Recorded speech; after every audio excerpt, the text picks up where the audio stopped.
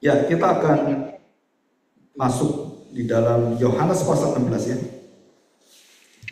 Yohanes pasal 16 ayat 1 sampai 3 sebagai perikop yang mengawali, saya akan bacakan Yohanes 16 ayat 1 sampai 3 dan kemudian kita membaca ayat yang terakhir dari 30, 31 dan 33. Semuanya ini katakan kepadamu supaya kamu jangan kecewa dan menolak aku. Walaupun akhirnya mereka kecewa dan juga menolak Tuhan. Dan ini sudah diperingatkan. Yang kedua, kamu akan dikucilkan, diusir, ya dikucilkan. Bahkan akan datang saatnya bahwa setiap orang yang membunuh kamu akan menyangka bahwa ia berbuat bakti, melayani Allah, berbuat bakti bagi Allah. 3, mereka akan berbuat demikian karena mereka tidak mengenal baik Bapa maupun aku. Jadi mengapa mereka kemudian mengucilkan orang Kristen dan juga melawan, memusuhi orang Kristen? Kita kadang-kadang tidak ada satu perbuatan yang melanggar apapun, kita dibenci orang karena kita orang Kristen, mengikut Kristus. Tanpa alasan, pokoknya gak senang aja kamu dengan saya karena saya orang Kristen dalam bentuk apapun. Ya, apakah itu sosial, apakah secara psikis, apakah dari pekerjaan, dan juga fasilitas-fasilitas yang semuanya. Sudah kita tahu bahwa 2/3 dunia, jadi sepertiga itu dikuasai oleh agama-agama besar penduduk di dunia ini. Jadi kalau kita lihat orang Kristen itu sudah hampir mendekati 2 miliar. Orang Islam katanya lebih tinggi, ada 2 miliar lebih. Dan sisanya itu adalah yang tidak memiliki agama, baik itu agama kita ataupun agama dari Islam. Jadi bisa bercampur dengan yang lainnya, atau yang paling besar adalah ateis dalam segala bentuk yang ada. Nah, saudara, jadi kalau kita lihat sepertiga ini, yang seperti dikatakan dalam firman Tuhan dalam kitab Wahyu, sepertiga itu terseret. Dunia ini terseret oleh kegelapan dan mereka kemudian diikat oleh binatang itu. Dan pada waktu akhir mereka akan diempaskan oleh binatang itu dan akan saling membunuh. Dan sepertiga lagi yang masih bertahan, orang-orang percaya itu pun akhirnya diuji. Saudara, ini sesuatu yang merupakan gambaran-gambaran lambang bahwa kita tidak diberikan oleh Tuhan jalan yang lancar. Jadi di dalam ikut jalan salib, jalan Kristus, saudara, tidak ada dan tidak boleh ada yang mengajarkan ikut Kristen, kamu pasti jalanmu enak. Karena dari awal Tuhan Yesus katakan ini, jangan kamu kecewa, kamu akan dikucilkan, kamu akan menderita, kamu akan dianiaya, dan semuanya begitu jelas. Tetapi pengajaran-pengajaran seperti ini, itu tiba-tiba musnah di dalam gereja-gereja modern. Dan tidak pernah lagi dibahas tentang bagaimanakah kita menghadapi kekuatan, kegelapan, dan penderitaan itu. Ya, kita akan belajar ini. Saudara, pada ayat 4 dikatakan pekerjaan penghibur. Saya tidak membahas ini. Nanti kita sambil berjalan, kita akan bahas pekerjaan penghibur itu. Nah, kita lihat ayat yang ke-30, Yohanes 16 ayat 30. Perhatikan. Sekarang kami tahu bahwa engkau mengetahui segala sesuatu. Siapakah engkau ini adalah Yesus. Jadi murid-murid mulai sadar ini orang ini siapa sebenarnya. Kok segala sesuatu yang dia ajarkan, dia omongkan, apa yang akan terjadi semua, dia tahu semua, bahkan tahu apa yang ada dalam hati murid-murid, dia tahu semuanya. Surat pasal 16 ini dari pasal 13 sampai pasal yang terakhir dalam kitab Yohanes, itulah pasal-pasal Tuhan Yesus mendekati minggu penderitaan dan minggu menuju salib. Dan kata-kata Tuhan Yesus memperingati akan murid-muridnya. Jangan kamu kecewa, jangan kamu menolak aku. Jadi dari awal Tuhan itu baik sekali ya, memberitakan kamu jangan tolak aku ya. Berarti apa? Ya nanti tolak Tuhan. Kamu jangan tinggalkan aku ya, nanti ya kamu tinggalkan saya. Dan itu sudah diberitahu supaya apa? Ya kamu ngerti dan kamu harus bisa mencegah itu. Tapi kenyataannya nggak bisa. Nah, tidak ada satu murid yang bisa menerima Kristus dengan kelegaan. Jawab Yesus kepadanya, ya dikatakan di sini. Jawab Yesus pada mereka, percayakah kamu sekarang? Mereka akan mengakui, engkau tahu, mengetahui segala sesuatu, dan tidak perlu orang bertanya kepadamu atau memberitahu pada dirimu. Engkau tahu semuanya. Karena itu kami percaya bahwa engkau datang dari Allah. Engkau berasal dari Allah. Setelah ini artinya bukan soal pengutusan, tetapi engkau datang dari Allah itu adalah engkau berasal dari kekekalan sebenarnya. Jadi bukan keturunan, bukan karena kamu anaknya Daud, enggak. Murid-murid sekarang lebih percaya, imannya lebih dalam daripada keturunan secara Israel. Mereka menembus pengetahuan itu, dibawa oleh Tuhan bahwa Yesus itu dikatakan engkau datang dari Allah. Jadi asalmu itu bukan hanya engkau anak Yusuf Maria, dan itulah Injil Yohanes. Injil Yohanes ingin membawa pembacanya bukan hanya mengerti Yesus keturunan dari Adam, Abraham, dia anak Daud, dia keturunan Salomo, dia orang Israel, orang Yahudi, dan dialah yang dinubuatkan, dialah benih wanita itu. Bukan hanya itu, saudara. Bukan hanya itu.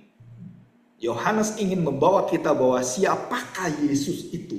Siapakah bayi itu? Siapakah yang mati di kayu salib itu? Dia datang dari Allah. Dia bersama-sama dengan Allah. Dan dia adalah Allah. Yohanes 1 pasal 1 sampai 14. Pasal 1 ayat 1 sampai 14. Jadi di depan dia sudah beritahu siapa dia? Ini loh dia. Dan dalam perjalanan seluruh cerita yang ada, Yohanes itu melihat perspektif dari kekekalan. Sedangkan Matius, Markus, Lukas dari perspektif yang ada dalam sejarah manusia, dalam pergulatan manusia, Yohanes itu ditarik ke atas. Semua kejadian, orang buta sejak lahir, orang yang pelacur itu semuanya, surah itu ditarik ke atas. Kenapa? Karena manusia tidak bisa mengerjakan apa yang dikerjakan oleh Kristus. Jadi Yohanes ini mengatakan, Yesus mengalahkan dunia bukan hanya tentang mukjizat. Nabi-nabi bisa bikin mukjizat. Malaikat pun bisa punya kuasa yang bisa menyatakan satu tanda dan mukjizat itu. Malaikat bisa. Tapi tidak ada satu orang pun yang bisa melakukan seperti yang Yesus lakukan. Nah, itu ingin dijelaskan oleh Injil Yohanes, oleh Rasul Yohanes. Siapa dia ini? Dan tidak ada satu malaikat bisa tiru dia. Tidak ada satu nabi yang bisa melakukan seperti dia. Dan tidak ada raja yang bertahta seperti dia. Jadi itu Injil Yohanes. Saya belajar dari bukunya tafsiran dari D.A. Carson, dari beberapa penulis-penulis. Saudara, dari pembukaan dan pengantar itu, saya bisa tahu hatinya penulis itu sedalam apa sebenarnya mengenal Tuhan. Dan dia bukan cuma menuliskan tentang tafsiran, bukan. Saudara. Dia menuliskan tentang jiwanya. Dia terikat dengan Kristus. Jadi dia bukan menulis karena ini tugas saya karena profesor, maka tugas saya mempertahankan profesor, saya harus ada karya 5 tahun itu minimal ada 2 karya, dan kalau saya tidak melakukan itu, profesor saya itu diambil, bukan lagi profesor. Dan ada persyaratannya, harus berkarya, meneliti, riset dan semuanya. Itu semua akademis. Tapi dia mengatakan dalam buku-bukunya itu, para teolog-teolog ini yang sangat mencintai Kristus, dia mengatakan ini bukan karena saya sebagai seorang akademisi, tapi karena saya seorang penyembah Kristus yang adalah Allah sendiri. Dan termasuk kita hari ini yang mendengarkan ini, engkau bukan hanya mendengarkan, engkau sedang menyembah siapa yang saya beritakan. Dan jangan main-main. Begitu ini lewat dan engkau tidak percaya, itu diambil oleh iblis. Tanah yang kemudian ditebarkan dan kamu biarkan, maka burung mengambil. Dan sampai ribuan kali kita dengar khotbah, kenapa saya nggak berubah? Ya diambil iblis. terhimpit dengan tanah-tanah yang seperti berbatu. Orang sampai puluhan tahun, ada yang sampai 40 tahun, 43 tahun kemarin saya ketemu dengan seorang ex-ketua majelis. 43 tahun, Pak. Saya baru merasakan satu suara kebenaran firman Tuhan. Saya pikir-pikir, berarti saya ini belum mengerti siapa yang saya layani. Coba bayangkan ya. Saudara lihat seorang bayi, tahu kan? Tahu bayi kan? Pasti punya cucu kan? Suatu hari saya juga punya cucu kan? Karena saya jadi cucu juga asal. Kita semua jadi cucu kan asal ini. Betul nggak? Terus punya cucu. Waktu punya cucu kita lihat. Perhatikan saudara. Kita lihat bayi itu senangnya luar biasa. Betul nggak? Ngengeknya pun kita senang. Pipisnya pun kita bisa tertawa-tertawa seneng gitu. Apapun yang terjadi dengan bayi itu, yang dikatakan oleh para teolog Puritan dan juga termasuk John Calvin, bayi-bayi itu memberikan kita satu kesadaran. Apakah saya itu menyukai, merindukan Tuhan seperti saya melihat bayi itu. Setiap perkataan Tuhan Yesus, begitu menyenangkan. Setiap langkahnya dia itu begitu menyejukkan, begitu menyegarkan saya. Apakah saudara mengalami itu? Atau saudara setiap hari bergumul dengan problema dunia yang memenangkan hatimu, atau Tuhan yang memenangkan hatimu? Dari manakah letaknya perbedaannya? Saudara, dari the will, keinginan hati kita. Manusia baru kita itu diciptakan ingin siapa? Roh kita itu ingin siapa? Daging kita ya ingin dunia, namanya daging, keinginan daging kan. Tapi keinginan roh kita yang diciptakan oleh Roh Kudus itu, saudara, kalau itu sama sekali nggak ada alarmnya, sama sekali nggak pernah menyukai apa yang seperti tadi kan, bayi itu kan pasti kita suka kan. Oh ini kan anak saya, ini kan cucu saya, ini kan berkat dari Tuhan. Jika kita tidak mempunyai satu kesukaan seperti itu, kita problem secara kejiwaan dan spiritual. Saudara, lebih aneh lagi. Saya ketemu seorang hamba Tuhan pendeta, ya, senior juga. Terus dia ngomong gini, saudara. Pak Agung, sore ini bisa diganti nggak jadwalnya? Maksudnya diganti gimana? Yang sana nanti suruh dia aja. Nanti yang di sini Bapak yang khotbah, yang di Manyar ini.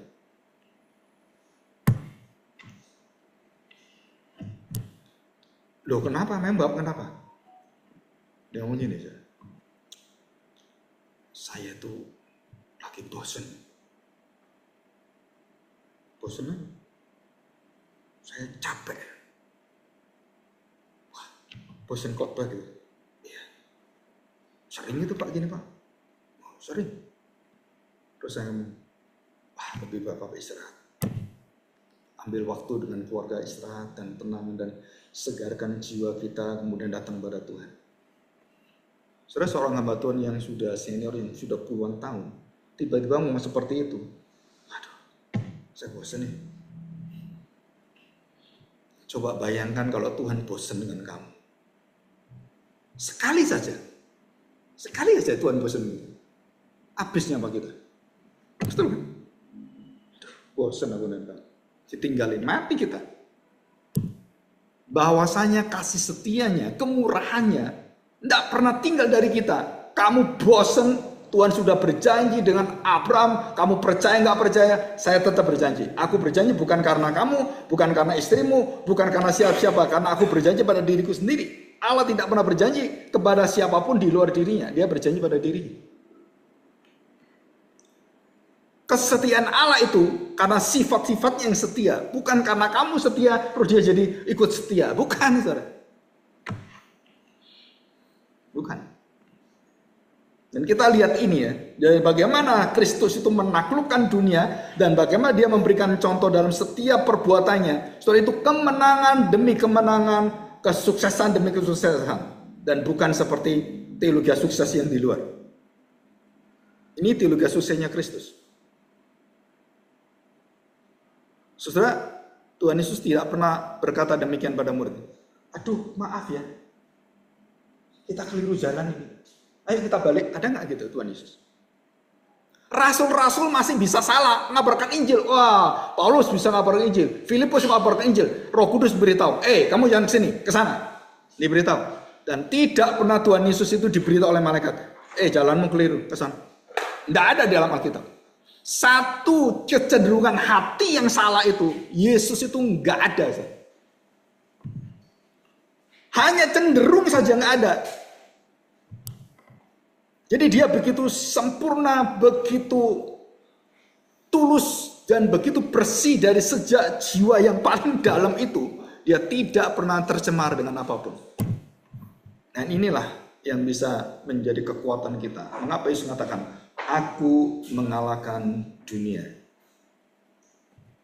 Ada saudara dengar satu orang ngomong seperti ini, sepanjang yang ada dan kita pernah tahu, siapapun dia. Pemimpin siapapun. Ada yang ngomong gini? Aku sudah mengalahkan dunia. Musa pernah ngomong gini? No. Yesaya pernah ngomong gini? Enggak. Apalagi Petrus menyangkali Tuhan. Apalagi Thomas meragukan Tuhan. Apalagi Yudas, mengkhianati dia.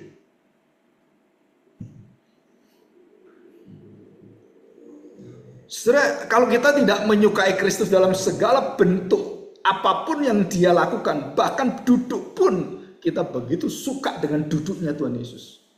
Cara mesemnya Yesus pun kita suka. Betul kan? Saudara, tahu bintangnya Korea K-pop itu, Blackpink, BTS, hanya cuman 1-2 detik pun, cuman melirik gini aja, itu dibuat TikToknya, yang lihat 1 juta, gitu, luar biasa nggak? Coba kamu ngelirik gitu, kamu masukin TikTok, nggak dilihat orang, kenapa? Aku ngapain kamu gitu? Apalagi orang-orang yang sekampung kamu gitu, gitu kan? Kenapa saudara? Karena orang itu begitu senengnya. Jadi segala bentuk mulai dari jogetnya, dansanya, dance-nya, nyanyinya, semua gerakan itu membius. Dan itu dipakai oleh kuasa kegelapan untuk membius semua manusia. Dan kapan kita memakai tanda petik bius yang negatif ini menjadi milik Kristus dan kita kemudian dibius dengan kerohanian Kristus.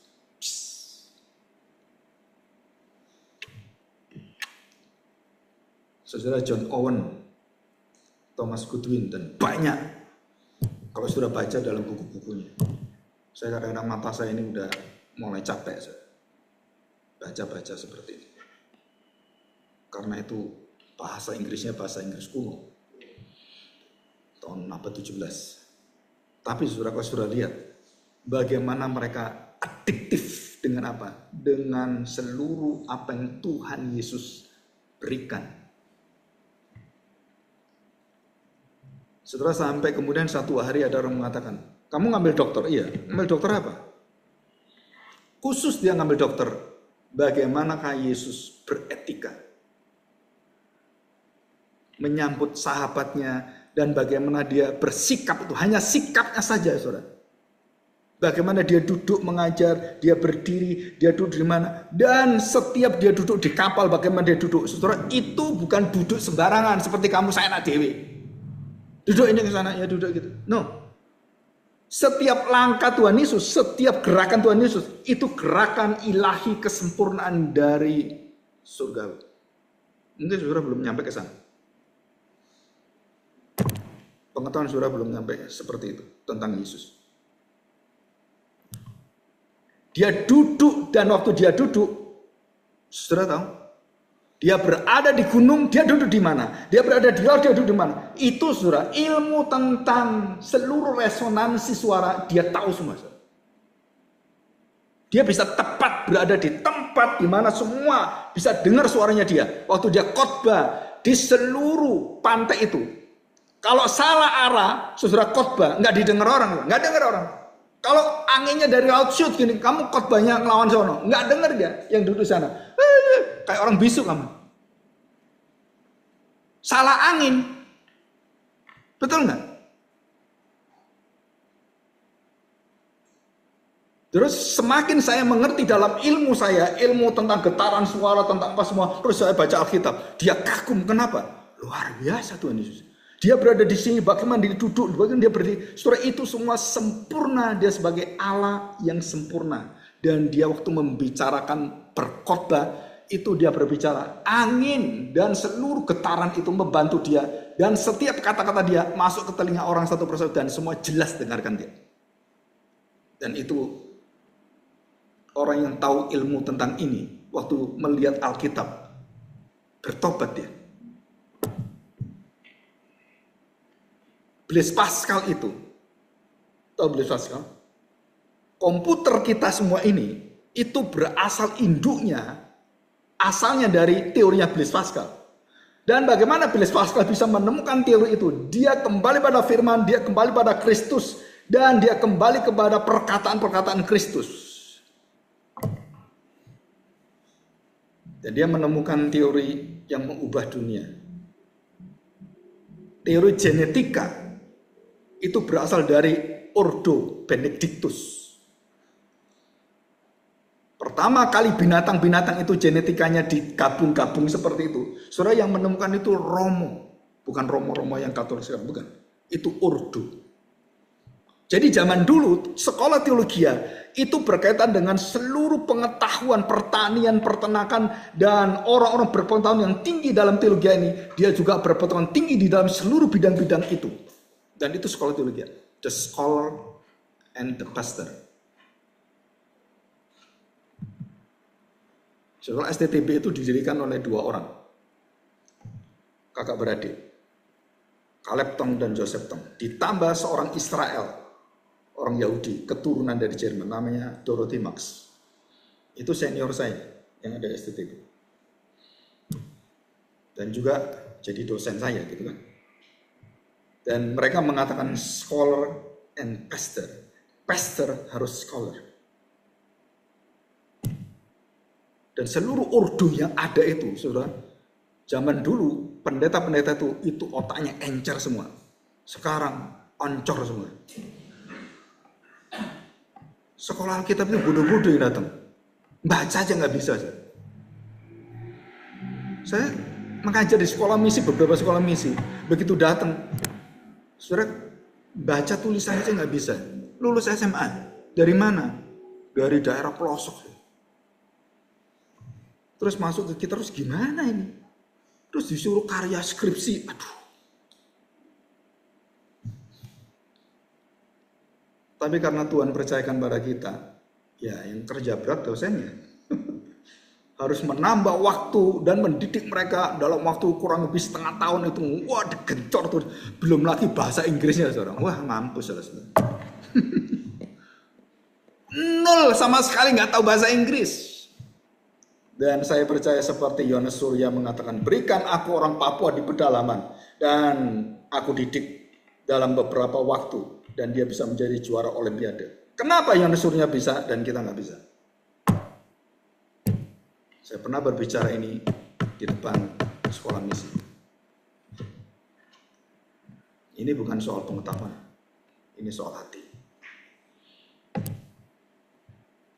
Kalau Tuhan memilih ahli Taurat, sudah bisa dia pilih ahli Taurat. Tapi murid-murid Tuhan Yesus hampir semuanya nelayan. Betul? Bukan profesor itu. Saudara, mengapa Tuhan pilih mereka? Bukan soal pendidikannya, bukan. Hatinya. Soal kuasa, kepintaran, Tuhan bisa tambahkan. Nggak perlu susah, seperti Daniel, Sadrak, Mesal, Abednego. Ditambahkan Tuhan 10 kali lebih hebat dari orang-orang para bijaksana yang ada di zamannya Babilonia. Bisa. Nggak ada masalah dengan Tuhan. Tuhan bisa tambahkan, Tuhan bisa beri semangat. Orang IQ 70 bisa jadi dokter PhD, bisa saudara. 80, bukan 70. Dia bisa sampai S3, walaupun bisanya itu berjuang mati-matian karena ngafalkannya lupa terus. Tapi toh bisa. Apalagi kita yang diberi pengetahuan yang luar biasa dan cepat, saudara, harusnya itu bisa dimanfaatkan. Dan seperti Paulus yang seorang doktor yang tertinggi, yang menghujat Tuhan, yang melawan Yesus, yang membunuh semua pengikut Kristus, diambil oleh Tuhan. Paulus, aku tahu sekarang siapakah dan kepada siapakah engkau harus melayani. Dan apa yang diberikan kepada Paulus tidak diberikan pada Petrus dan semuanya. Saudara, kita harus seimbang. Kenapa? Petrus nggak mungkin masuk ke Areopagus terus berbicara dengan orang pintar Yunani sana. Nggak mungkin. Kenapa? Petrus ngomong, Plato, Sokrates. Siapa Sokrates? Siapa Plato? Loh, saudara. Karena Thomas dan semua rasul itu sangat minim pengetahuan Yunaninya. Tapi Tuhan ambil siapa? Paulus, Saulus. Kenapa? Dididik di sana dan ini orang luar biasa. Jadi Tuhan memakai orang di bawah, Tuhan memakai orang di atas. Sesuai dengan seluruh arah hati Tuhan. Jadi jangan merendahkan orang di bawah, jangan meninggikan orang di atas. Karena semua dipakai Tuhan dan kemudian digabungkan dalam kerendahan hati. Dan disitulah Tuhan mengatakan, aku mengalahkan dunia. Hati orang yang pintar pun aku rendahkan. Hati orang yang rendah aku tinggikan. Itu cara Tuhan mengalahkan dunia. Ya, oke, kita lanjutkan. Saudara, kita lihat ini. Ayat yang ke-31. Jawab Yesus pada mereka, percayakah kamu sekarang? Apa yang dipercaya? Siapakah aku? Kamu tahu siapa saya? Engkau yang diutus oleh Allah. Engkau bukan berasal dari dunia ini. Engkau berasal dari surga. Artinya, saudara, pengakuan ini menunjukkan bahwa murid-murid bukan hanya melihat Yesus hanya guru yang baik, hanya pengajar, hanya melakukan mujizat, bukan. Dia adalah berasal dari kekekalan dan dia adalah ya Allah sendiri. Walaupun pengetahuan ini dalam proses, saudara, saya tidak masuk di dalam pengertian tentang oida. Ya, apa arti oida? Oida di sini dipakai dua kali. Yang pertama adalah oida menunjukkan pengetahuan yang melekat pertama kali dalam bentuk sekali mengerti, dia akan mengerti terus. Dan kemudian oida yang kedua, yang Tuhan Yesus katakan, percayakah kamu sekarang bahwa kamu tahu segala sesuatu aku tahu. Nah, oida yang segala sesuatu aku tahu, saudara, itu berbentuk perfect dalam tata bahasa aslinya. Artinya bahwa pengetahuan mereka tentang Kristus itu pengetahuan yang sempurna. Bisa ngerti maksudnya? Saya diberi pengetahuan supaya ngerti apa yang saya mengerti. Dan pengertian yang saya mengerti adalah Kristus yang dari Bapa asalnya, dari Allah asalnya, itu sempurna. Sampai tata bahasa itu, yang milih Roh Kudus itu, saudara, itu mengandung makna yang dalam dari tata bahasanya. Dan saudara nggak mungkin belajar ini, baru sekolah Alkitab baru bisa. Jadi setiap kata, setiap koma, saudara, kalau saudara pelajari di dalam itu, wah saudara, itu indah sekali. Kalau tahu, kalau nggak tahu, ya kita nggak tahu. Tapi sekarang kita akan tahu bahwa pengetahuan yang ada tentang Kristus, saudara, itu selalu sempurna. Maka saya katakan, dia duduk di mana sempurna, dia berjalan di mana dia sempurna, sampai dia nangis pun di Getsemani, tangisan sempurna. Dan penderitaannya pun, Eli lama sabatani, itu adalah jeritan, penderitaan, dan kesengsaraan sempurna. Tuhan Yesus diberitahu oleh orang-orang sekitarnya. Dan dia mendengarkan, terus mamanya datang pada dia. Aduh, ini kita punya masalah besar ini. Anakku, engkau kan anak yang nomor satu, anak yang bertanggung jawab. Ini mamamu ada masalah. Ayo, bantu mamamu. Air anggurnya ini habis. Dan saudara, teologi saatnya, tahu teologi saat? Sekolah teologi saat? Itu teologianya Yohanes. Saatnya belum tiba. Tinggal sesaat lagi. Akan datang saatnya. Dan itu saat. Namanya hora. Bukan kronos tapi kairos. Momentum. Bukan saat yang ada kita hitung. Oh, jam berapa sekarang, hari apa. Bukan. Tapi Tuhan Yesus mengatakan, belum saatnya. Belum waktu yang Bapak berikan pada saya. Kamu gak bisa ngatur saya. Yang ngatur Bapak saya. Bukan kamu mama saya. Papa saya. Loh, Papa dan mamanya beda-beda. Ini mama dunia, Papa surga. Yesus taat pada siapa? Papa surgawi. Dia tidak perlu taat kepada mama dunia. Terus bagaimana? Siapa yang taat sekarang? Waktu mamanya datang, gimana? Mau tolong nggak? Ini ada masalah. Belum saatnya. Artinya tunggu saja. Dan begitu dia mendengar belum saatnya, Maria langsung taat tunduk dengan kalimat kata-katanya anaknya. Dia bukan lagi memerintah, tapi dia menundukkan diri dan beritahu pada orang-orang yang mengambil air ini. Diberitahu begini, apapun yang dikatakan oleh anak saya, apapun dikatakan anak saya, turutilah. Dan itu mujizatnya. Dan itulah di mana air menjadi anggur. Nah, waktu Maria mempercayakan seluruh waktu dan seluruh kekuatan yang akan mengubahkan semua itu dari Tuhan, dari anaknya. Dan dengan ketaatan itu, Maria memberitahukan pada seluruh yang mencedok air itu, kamu diperintah apapun oleh anak saya, lakukan. Jadi dari yang mengatur jadi diatur, dari yang memerintah jadi diperintah. Itulah teologi Yohanes. Itu rahasia teologi Yohanes. Dari orang yang tinggi mulia menjadi orang hina disalibkan. Dari orang yang hina disalibkan ditinggikan. Kamu hari ini bersama aku di surga. Nah, itu teologi Yohanes. Wah, ini luar biasa. Penjahat di sebelah Tuhan Yesus itu, kamu hari ini bersama dengan saya. Wah, nggak mungkin. Dia nggak akan bisa. Udah mati 4 hari. Semua manusia waktu bertemu dengan Tuhan, dan khususnya dalam Injil Yohanes ini, tidak ada yang bisa menembus.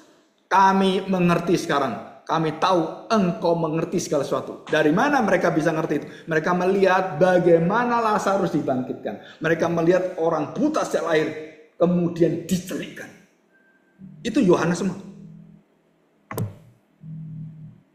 Dan itu bukan nabi biasa, saudara. Dia berasal dari Allah. Dia dalam kekekalan, bukan manusia biasa. Saudara, Yohanes ini luar biasa. Jadi satu-satunya Injil, 3 Injil itu dari perspektif manusia, tapi satu-satunya Injil dari perspektif ilahi, surgawi, dari tahta kerajaan yang maha tinggi itu. Yohanes membukakan ini. Maka saudara, kitab Wahyu penutup dari seluruh kitab itu. Siapa yang pegang? Yohanes. Yang kita pelajari sampai pasal 19. Betul kan? Rasul Yohanes yang tuliskan semua. Bayangkan saudara.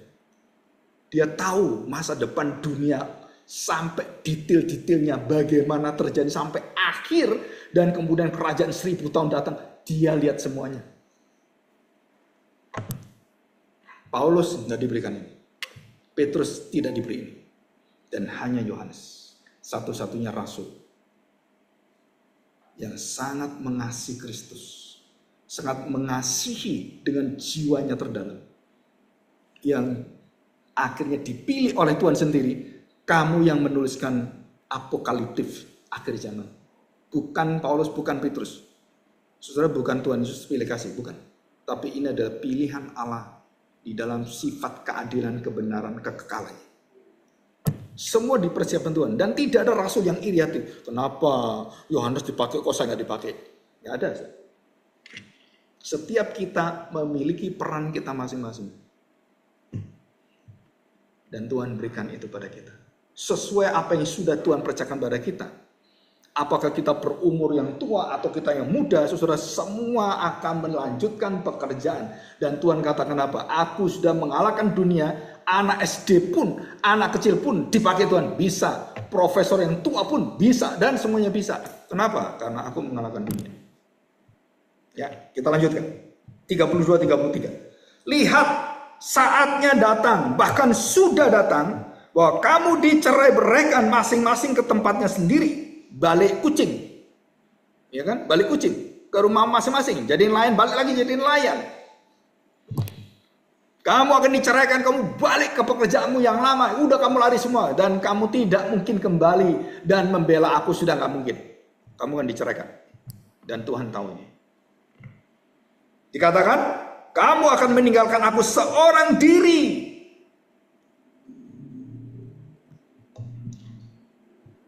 Saya tanya sekarang, kenapa Tuhan Yesus memilih 12 murid? Supaya menyertai dia. Terus saya tanya, adakah satu murid pun yang menyertai dia? Tidak ada. Adakah 1.000, 2.000, 3.000, 100.000, mungkin 1 juta pada saat Yesus tinggal, yang ikut dia, banyak orang datang melihat semuanya. Adakah mereka kemudian menyertai Yesus pada waktu dia berjalan dalam perjalanan Via Dolorosa? Nggak ada satu pun. Nggak ada satu pun. Dan dikatakan di sini, namun aku tidak seorang diri. Dengan siapa dia? Saudara perhatikan, ini kalimat penting sekali. Kalau saudara nggak ngerti ini, sayang sekali. Aku tidak seorang diri. Aku punya banyak murid, gak ada satu nyertai saya. Aku banyak pengikut, gak ada satu yang percaya dengan saya. Dan Tuhan katakan dalam kitab Yohanes bahwa aku tidak mempercayakan iman dan seluruh kepercayaan kepada manusia, dan aku hanya percaya pada Bapakku. Dan itu Tuhan Yesus katakan. Dan itulah kesempurnaan Tuhan Yesus. Tidak pernah mempercayakan hidupnya kepada Petrus, kepada Thomas, kepada manusia, kepada siapapun. Dia percayakan hanya kepada Bapaknya. Dan semua orang meninggalkan dia, dia percaya Bapaknya tidak pernah tinggalkan dia. Namun aku tidak seorang diri, sebab Bapa menyertai aku. Saudara, waktu kita seperti murid-murid, kamu orang Kristen, iya. Begitu mengalami sesuatu goncangan, badai, saudara, kita ngomong pada Tuhan Yesus, kamu kok tidur? Kita ini mau mati. Bangun. Bangun. Ada apa ini? Kita mau mati, tau gak? Nih lihat ini. Dan mereka wajahnya wajah ketakutan. Karena itu laut bergelora dan begitu dahsyat itu, dikatakan Alkitab. Dahsyat ya. Dan bukan hanya satu perahu. Yang ngikuti Tuhan Yesus banyak perahu-perahu itu. Mereka juga digoyang-goyang seperti itu. Dan waktu Tuhan Yesus mulai bangun, mereka mengatakan satu kalimat yang menyakitkan hati Tuhan. Apa saudara? Engkau tidak peduli Tuhan dengan kami. Engkau tidak peduli dengan kami. Masa engkau gak tahu kami ini mau mati? Kami terpuruk, kami hancur, kami sudah gak bisa bangkit lagi. Ini tolong kami. Kok kamu tidur? Enak lagi tidurnya. Yesus capek sekali itu. Saking capeknya dia tidur. Bergelombang pun dia tidur. Kena angin pun. Itu kan air masuk kan. Tetap dia tidur. Hei, gak peduli kamu. Nih. Saudara, waktu Tuhan Yesus memperhatikan semua. Dia tidur, dia tahu semua gerakan. Dan dia tahu bagaimana alam semesta itu bergerak. dengan kuasa kegelapan dia tahu semua. Laut bergelora itu bukan berasal dari Tuhan. Nah, saya lagi menggarap teologi laut setiap hari Sabtu. Kalau saudara mendengarkan itu, saudara nyambung di sini. Dan waktu Tuhan Yesus melihat itu semuanya, dan bagaimana muridnya, mengapa engkau tidak peduli? Bukan kamu menyalahkan tidak peduli, karena kamu tidak percaya. Maka Tuhan kemudian menjadi tidak peduli dengan kamu, karena kamu tidak percaya. Kalau kamu percaya, kamu tahu aku peduli kamu. Jadi siapa yang salah? Bukan Tuhan yang kamu salahkan. Kamu harus lihat dirimu. Karena kamu tidak percaya. Nah, saudara, apa yang dijamin oleh Tuhan di sini? Kalau aku memberikan keselamatan bagimu, kamu tidak mau datang padaku, tidak menyertai aku, tidak menghormati aku. It's okay. Nggak apa-apa. It's okay. Kenapa? Karena aku datang untuk menebus dosamu. Ya dosamu itu. Yang tidak mau menyertai aku itu kan termasuk. Dan waktu hanya Bapakku yang menyertai aku. Dan waktu aku mati, Bapa tidak pernah tinggalkan aku. Dan waktu aku berdoa dalam Yohanes 17. Setelah ini ada Yohanes 17. Saudara baca doa itu. Doa yang dalam sekali. Bagaimana jiwa daripada Yesus begitu mencintai kita orang berdosa yang brengsek, bejat, dan kurang ajar. Sampai dia mengatakan apa? Seperti engkau menyertai aku. Seperti engkau di dalam aku di dalam engkau. Aku ingin Bapa. Mereka juga di dalam aku. Mereka juga bersama dengan aku. Artinya apa, saudara? Karena kamu menjamin saya, maka karena kamu menjamin saya, aku mau menjamin seluruh orang-orang yang kau persembahkan pada saya, orang-orang percaya ini, dengan jaminan, aku tidak akan meninggalkan mereka lagi. Walaupun mereka dalam dosa mereka, aku tidak meninggalkan. Bagaimana tidak meninggalkan mereka? Aku mengutus Roh Kudus. Nah, itu kuncinya. Pasal 16. Dia memberikan Roh Kudus. Jadi melalui Roh Kudus ini kita memenangkan dunia. Yesus dengan kekuatan ketaatannya memenangkan dunia. Dunia meninggalkan dia, dia tidak pernah menuntut dunia. Dia persembahkan. Jadi penyertaan Bapa kepada dia, jaminan Bapa tidak pernah tinggalkan dia, menjadi jaminan kita di dalam Kristus yang tidak akan pernah tinggalkan dia dalam segala hal. Masalahnya sekarang, percaya nggak? Nggak percaya? Nggak percaya? Mana Tuhan peduli saya? Betul kan? Soalnya itu semua akhirnya terbalik, pikiran kita terbalik semuanya. Yang harusnya percaya, ragu-ragu. Harusnya yakin, bimbang. Saya tanya, apakah kamu sudah mengalahkan dunia? Enggak, saya dikalahkan dunia. Tetapi waktu saya bersama dengan Kristus, Tuhan Yesus mengatakan, aku telah mengalahkan dunia. Dan di dalam kamu, dunia akan kamu kalahkan. Itu janji Tuhan. Di mana? Nah, kita lihat ayat ini. Ya, saudara perhatikan. Ayat 1 Yohanes, ini dalam suratan Yohanes. 1 Yohanes pasal 5 ayat 4. Nah, saudara perhatikan ya. Saya bacakan ayat ketiga. Saudara, teologi Yohanes dalam Injil Yohanes, suratan Yohanes, dan juga nanti puncaknya pada Wahyu. Saudara, itu teologi yang berasal dari atas dan tidak berasal dari bawah. Kekuatannya itu kekal, kasihnya kekal, perlindungannya kekal, penyertaannya itu tidak pernah melepaskan kita. Ayat 3.